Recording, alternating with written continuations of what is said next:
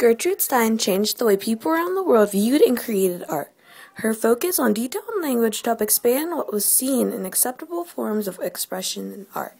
She was also a major contributor to the modernist movement, which changed popular conceptions of art. On February 3, 1874, Gertrude Stein was born to Daniel and Amelia Stein. Gertrude was the youngest of 5 children born into an upper-class German-Jewish family in Allegheny, Pennsylvania. In 1877, at the age of 3, Stein and her family moved to Vienna, Italy, then Paris, France. After 4 years, Gertrude Stein moved back to America, but this time to Oakland, California, where she would go to First Hebrew Congregation of Oakland School. At 14 years of age, Gertrude's mother passed, along with her father 3 years later. Her brother Michael Stein then sent Gertrude Stein to live with her uncle David Bachrach in Baltimore in 1892. Stein then attended Radcliffe College, then an annex of Harvard University, from 1894 to 1898. Stein then enrolled at Johns Hopkins Medical School in Baltimore. While at Johns Hopkins, Stein experienced an awakening with her sexuality. More in the years 1899 and 1900, she became infatuated with the student Mary Bookstarbber. Stein's time at Johns Hopkins were very challenging and stressful. Staying for 2 years, Stein failed 2 courses and left without a degree. After finishing her studies, Stein moved to Paris in 1903. While living in Paris, Stein began working for the Grafton Press, where she published her first book, 3 Lives. Stein's life in Paris was very successful. Gertrude started collecting modern art, which introduced her to modernism. Later, while she was in Paris, she was the host of a literary artistic saloon where she surrounded herself with some of the most influential people in art. For example, Pablo Picasso, Ernest Hemingway, and F. Scott Fitzgerald, as well as Stein's life partner Alice B. Toklas, whom she met in 1909 as her assistant and stayed with her after her brother moved to Florence, Italy in 1912. Along with hosting her literary and artistic saloon, Stein collected post-impressional paintings, mainly of Pablo Picasso and Henri Matisse. Throughout the rest of Gertrude's life, she published 67 books. Toward the end of her life, Stein and Alice B. Toklas served as ambulance drivers during World War I.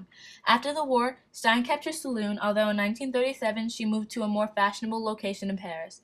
In 1933, Stein published the autobiography of Alice B. Toklas, where she told her story in Toklas's Point.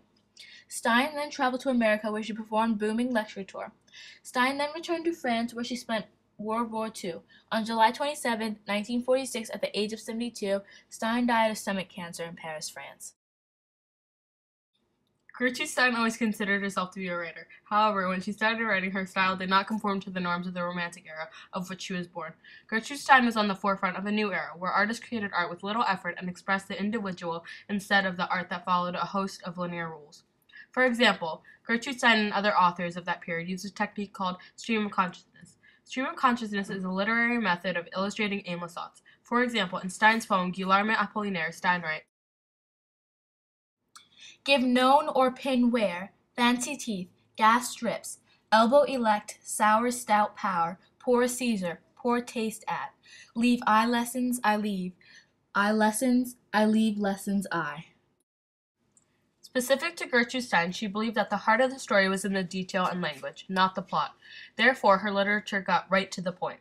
Most of Stein's novels didn't have plots, but rather described the people in the book.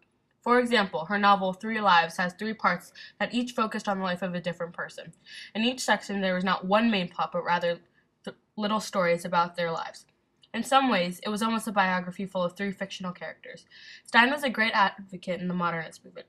During Stein's stay in Paris, she surrounded herself with some of the world's most gifted artists. Her inner circle consisted of Ernest Hemingway, Pablo Picasso, F. Scott Fitzgerald, Ezra Pound, Mina Loy, and Henri Matisse. Other major contributors to the movement, while not in Stein's orbit, were literary giants James Joyce, William Faulkner, and Virginia Woolf.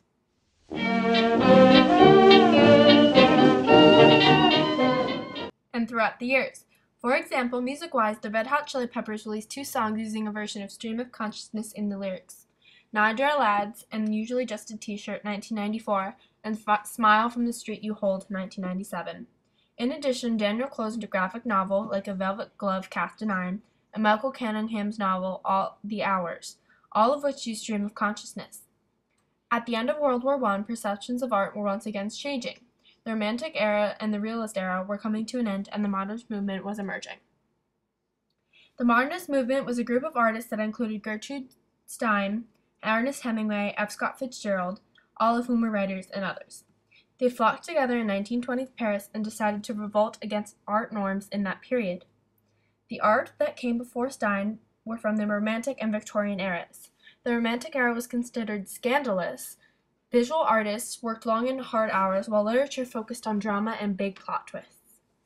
In Gertrude Stein's era, artists created whatever just came to them in order to best express themselves. Their art was fresh and raw. As cited earlier, they used techniques like stream of consciousness, which was writing whatever first came to their minds. Their art exerted little effort but contained deeper meaning. Examples of technique included James Joyce's Ulysses, published in 1922. Considered to be one of the more important works of the modernist movement, praised for his use of technique for making the consciousness purely unconscious. Other examples include Faulkner's As I Lay Dying and Woolf's Mrs. Dalloway. Gertrude Stein was an influential asset to the modernist movement. The modernist movement then influenced future and both literature and visual. Stein continued to inspire generations after her death and will continue to do so for generations to come.